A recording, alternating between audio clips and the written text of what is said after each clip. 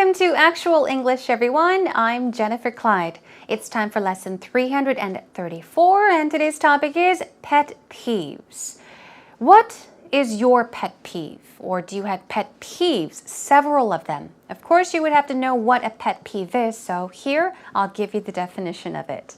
A pet peeve is something that annoys you, something that really bothers you, something that makes you angry sometimes. Something that you cannot stand or tolerate. But the point is, this usually only involves you. So other people may be okay with it, but if it especially bothers you or annoys you, it can be your pet peeve. Okay?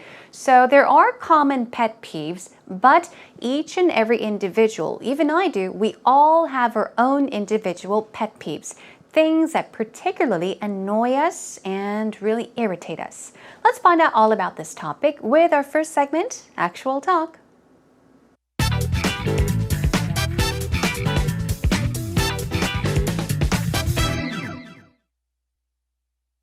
So Wednesday evening in our house is a little bit of a boys' club night. The boys come over, we play a little bit of PlayStation and have a drink or two and just chat about work and stuff. And I find that the boys really moan about work, that they have no free time and that they're always so busy. Right. And it's one of those things that I find is a real pet peeve with me, that people moan when they don't really consider how much free time they have. It's kind of a delicate balance, like what you're saying, midweek release, a little bit of time to relax or maybe process some frustrating things that have happened during the week. I think it's important to be able to have that cathartic conversation with a friend, but complaining can become a really bad habit. Very much so. And it can, it's kind of contagious. I feel like if I'm around complainers all the time, then suddenly I start viewing the world from the perspective of a complainer. Everything starts bothering me. I get angry at like the little things and I stop seeing the things that are good in life. Yeah, certainly. There's an element of looking at the bigger picture and not being engrossed in every little thing that happens during the day that allows you to bring on that negative mindset. Because you're like looking through somebody else's eyes at the world and becoming really annoyed and angry about little things. I think we have so much more free time than we give ourselves credit for. But because you get caught up and ingrained in the daily life, that you become very, very narrow-minded. Right. And I think what you do with your free time is super important. Whether you're doing something that's productive or creating something that feels good, or whether you're just like drinking or trying to numb yourself from all those negative things that you've been focusing on all week. Ooh, wow, that's very good. I might have to come to Mary for some mindset counseling on that one. That's a really good point. I like that. That's good. Welcome back, everyone. It's time for Actual Talk. Time for us to take a deeper look into what these two people mentioned. So today we had Martin and Mary talking about their pet peeves. Do you remember what they were? Let's take a look together. First of all, Martin said, Wednesday evening in our house is a little bit of a boys' club. He's talking about a boys' night. It's also called a boys' night out. A boys' night out is where guy friends get together and they go out. They go out to clubs or bars, wherever they want to have a good time. It's a guys' night. Only men are allowed, only guy friends. But he says Wednesday evening in our house is a little bit of a boys' club, a boys' night. So they stay indoors, just guys, and they have a good time. They spend time together, have a few drinks, talk about this and that, chit-chat, right? And he gives examples. The boys come over, we play a little bit of PlayStation, have a drink or two, and chat about work and stuff. So these are the things they do when they get together, okay, on their boys' club night or boys' night. Although you're an adult, you can be 30-something, 40-something, 50-something, 70, 80-something, but this is just a way we say a night out with the guys, guy friends. Guys' night out, guys out, a guy's night is fine, but Boys' night is used very commonly as well, no matter how old you are. So basically, he's telling us what him and his friends do when they get together. So the boys come over, his friends come over to his place, they play a little bit of games, and they have a drink or two. If you say that you have a drink, usually means that you're drinking alcohol. So you can drink a little bit or one too many and chat about this and that. They usually chat about work and stuff. So work as well as other things. So this is what they do. And I find that the boys really moan about work. Okay, they moan about work. What is moan? Moan. Usually, a person can moan, an animal can moan. You're basically making a sound, okay, a moaning sound. But to moan about something means to complain about. Complain about this and that. So he says, I find that the boys really moan about work. They really complain about work. They're not happy with work. That they have no free time. They complain about not having any free time. And they also complain that they're always so busy. These are some things they moan about. These are some things they complain about related to work. Okay? All right, moving on. Now, Mary says it's kind of a delicate balance. What is delicate in this case? We're saying that it is very sensitive. Okay, it's a very sensitive balance. It's not easy to balance, okay? Like what you're saying, midweek release. Midweek. Usually as a noun, the stress goes on the first syllable. It's also used as an adjective, okay? Such as midweek holiday, all right? So midweek basically means mid, comes from middle. Midweek, middle of the week, okay? So she's saying, yeah, what you're saying, midweek release. This is when, right in the middle of the week, you release, you let go, you relieve all that stress. You talk about this and that, okay? A little bit of time to relax or maybe process some frustrating things that have happened during the week. So we've got two vocab words. We looked at midweek, which means in the middle of the week, right in the center of the week. And process, in this case, we mean to deal with something, okay? To take care of something, manage something. So she's saying, yes, in the middle of the week sometimes, we need to release our stress, okay? Sometimes we need some time to relax. Or maybe process, okay, deal with, manage some frustrating things that have happened during the week. So we need to do something to get rid of all that stress and also relax, okay, during the week. I think it's important to be able to have that cathartic conversation with a friend. Now, cathartic, this has to do with catharsis. Catharsis. It comes from the word catharsis, okay? Cathartic basically means that it's cleansing, it's purifying, okay? So she's saying that it's important to be able to have cathartic conversations, really helpful conversations that help you relax, I guess, okay? Cleansing, purifying, thus making you much more relaxed. With a friend, so it's good to talk to a friend, but complaining can become a really bad habit. So she's saying instead of complaining, it's important to be able to have these very relaxing, cathartic conversations. Martin seems to agree, so he says very much so. And Mary moves on. And it's kind of contagious. If you say that something is contagious, what are you saying? Just in case you don't know, that's a difficult word. Contagious, contagious. I'll give you an example. Colds are contagious. If you catch a cold, a family member may catch the cold from you because the common cold is contagious. It means that it spreads easily, okay? So colds spread from one person to another. So colds are contagious. And she says that those kinds of things are contagious. It can spread from one person to another. And she gives an example.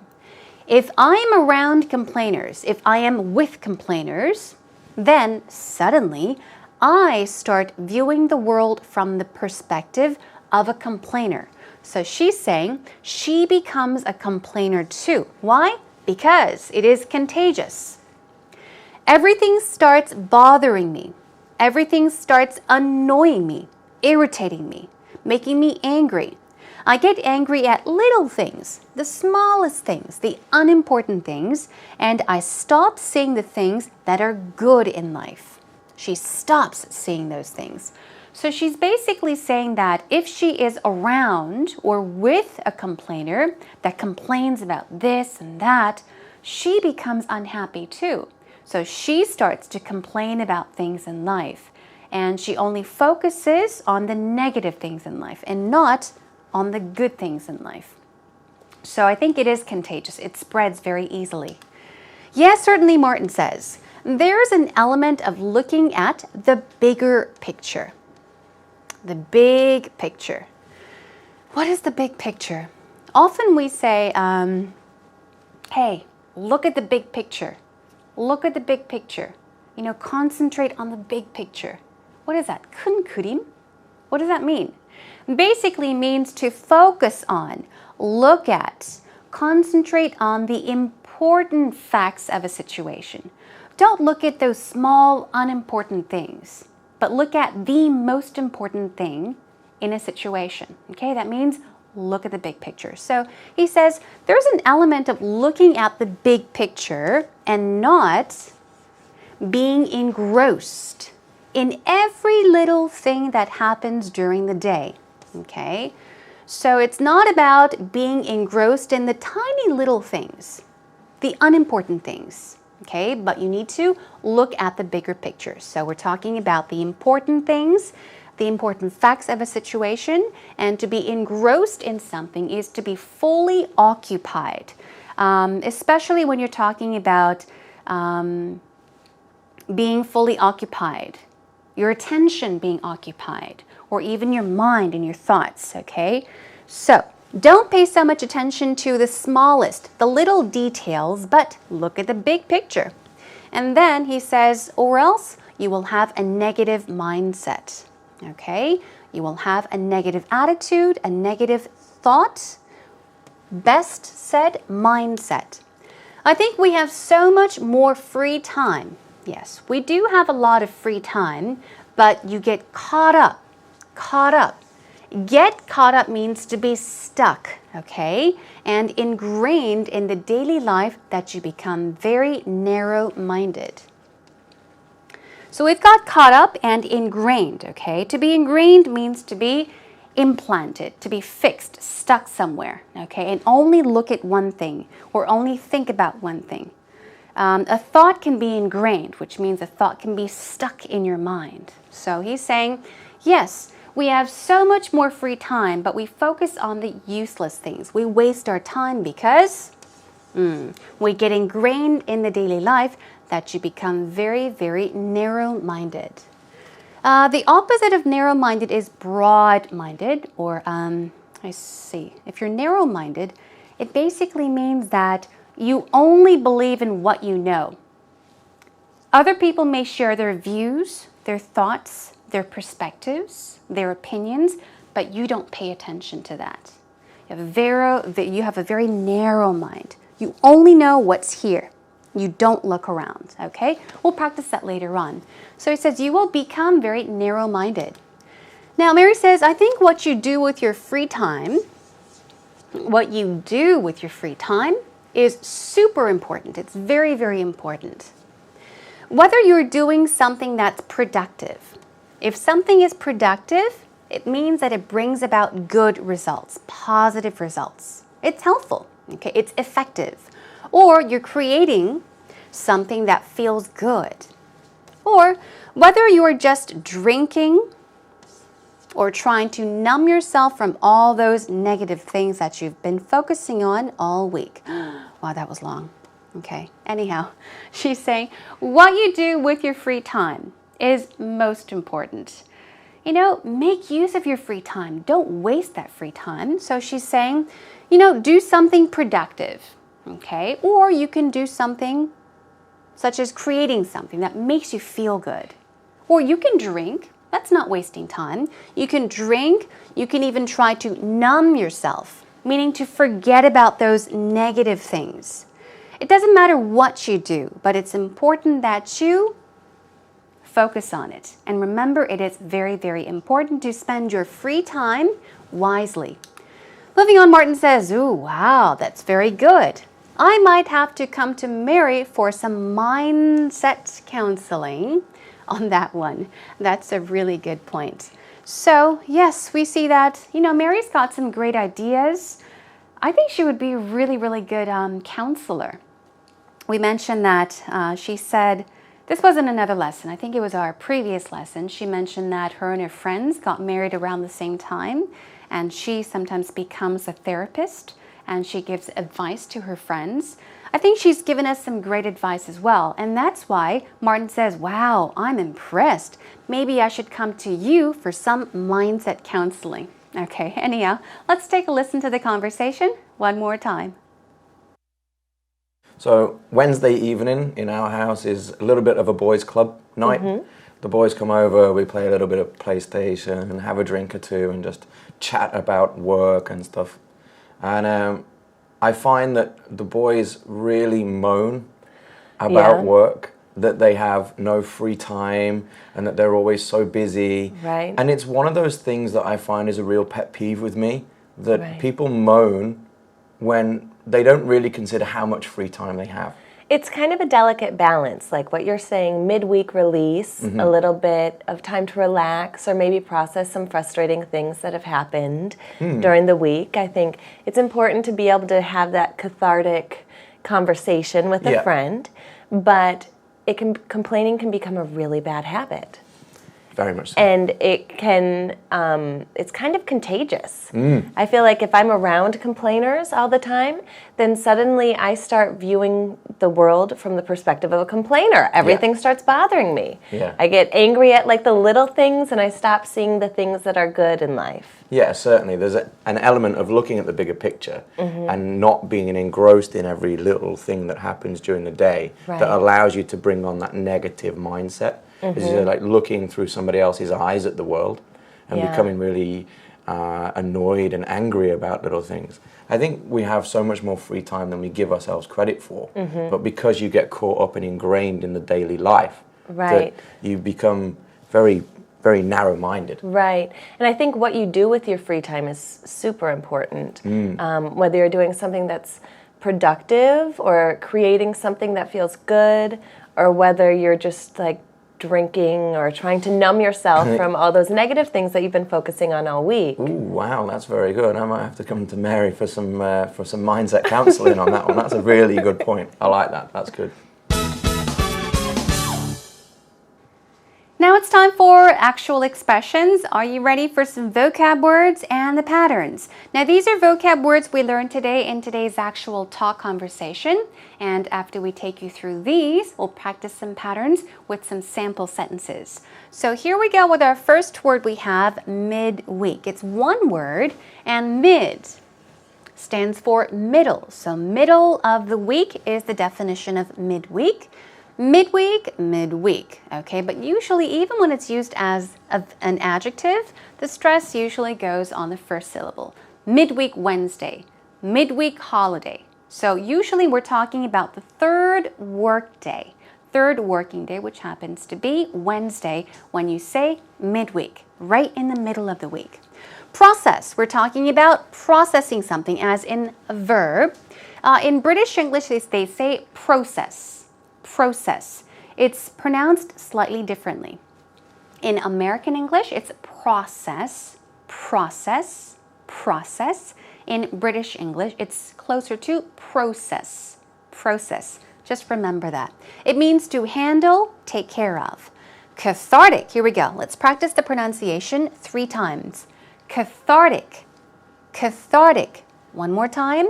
Cathartic. There we go. This pertains to catharsis or has the effects of catharsis. So some synonyms are cleansing. If you say something is cathartic, you're saying it's very purifying as well. Okay? Moving on, engross. Engross means to captivate, immerse, fully occupy, completely occupy your attention and your mind. Ingrain is similar. It means to implant something, such as an idea or something in your mind. Fix, implant. And if something is productive, it is what? Fruitful. It's creative. It's worthwhile, even constructive. Something that brings about positive results. Good results could be described as being productive. Here we go. Moan about something. Okay, that's our first pattern. Moan about something simply means to complain about something. Complain about something. I can't stand Monica. Oh, I can't stand her. She moans about every little thing, every tiny little thing. She moans about everything, okay? Some people are like this. They're just unhappy. They moan about everything. Here we go. The big picture or the whole picture, okay? These mean the same thing. So when somebody says the big picture or the whole picture, we're talking about the most important facts about a situation.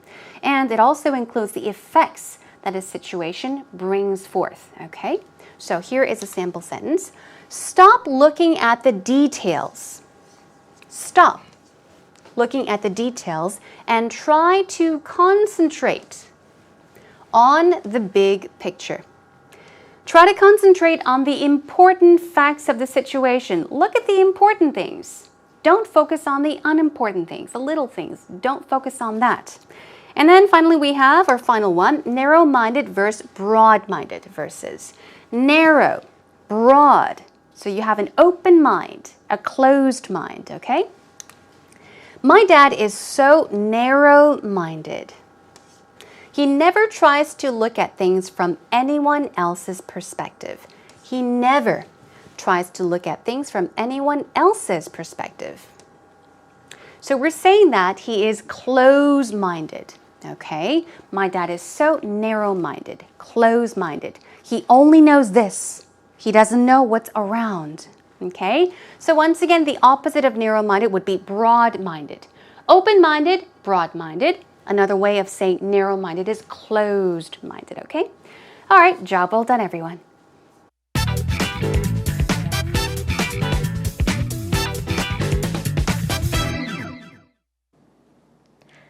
A pet peeve is something in particular that really annoys or bothers a person. Some common pet peeves are things like people who bite their nails, have really loud phone conversations in public, people who cut the line, or people who look over your shoulder. For most people, a really common pet peeve would be when you're on the subway and the person next to you falls asleep on you. My pet peeves usually have to do with hygiene or lack thereof. When people chew with their mouths open, it really drives me crazy. Seeing chewed up food moving around in somebody's mouth and hearing that loud smacking sound really bothers me. So usually when I go out to eat at a restaurant, I try really hard to avoid sitting next to people with this kind of tendency. Well, Alexis gave us a very simple and easy definition. Well, she said that a pet peeve is something in particular that really annoys or bothers a person. So each and every individual, we all have different pet peeves, okay? Different things annoy us and bother us. So let's take a look. She's mentioned something about a common pet peeve. A pet peeve that many people tend to have. All right, let's see. A common pet peeve would be when you're on the subway, when you're riding the subway, and the person next to you falls asleep on you. Okay.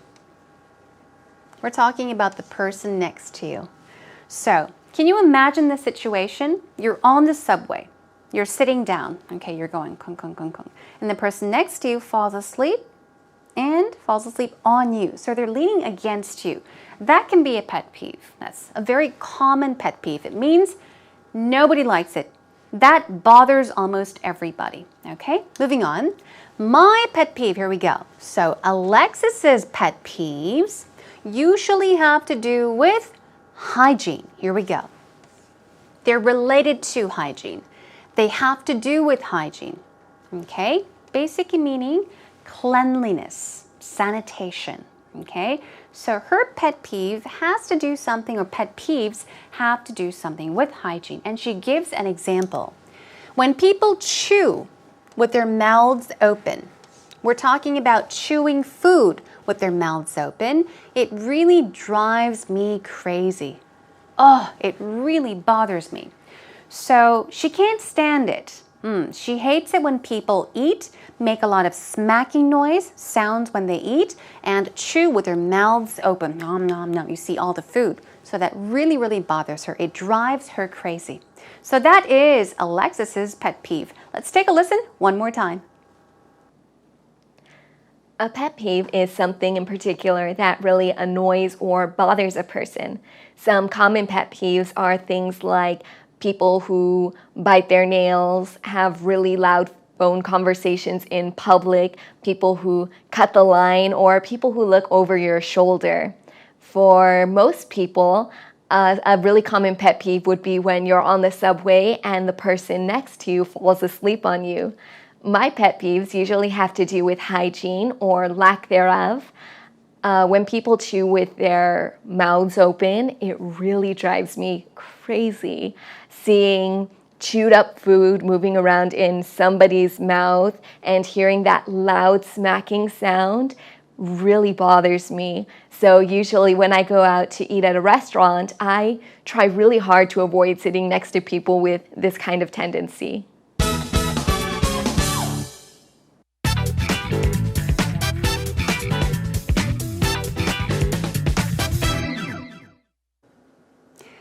I think another common pet peeve that I can think of is, well, is it common? I don't know. Maybe it's my pet peeve, but I hate it when people spit. It really, really annoys me, especially when I see young adults, girls spitting when they walk down the street, or when they, I don't know, when they're sitting inside, whenever it is. When I see people spitting, oh, it really, really drives me crazy. It really gets to me. So that's one of my pet peeves. I have many more, but I can't think of any right now. What is your pet peeve, everyone? Think about that and have a conversation with your friend, your partner about your pet peeves. It'll be a fun conversation. Okay, so I hope that you had a lot of fun today. Next time I'll join you with a totally different topic. Let's talk about cheating. I guess cheating could have something to do with a relationship, but cheating in general, what you think about cheating, how cheating could happen, how it makes people feel, a lot of things related to cheating. So cheating is our next topic. Please do join us for that. In the meantime, come to our homepage, everyone. Come on over to www.ebse.co.kr. Look for Actual English with Jennifer. And as always, share your thoughts. Come by to say hello. Okay, that's all for today, everyone. I'll have to say goodbye and catch you again next time. Until then, take care and bye for now.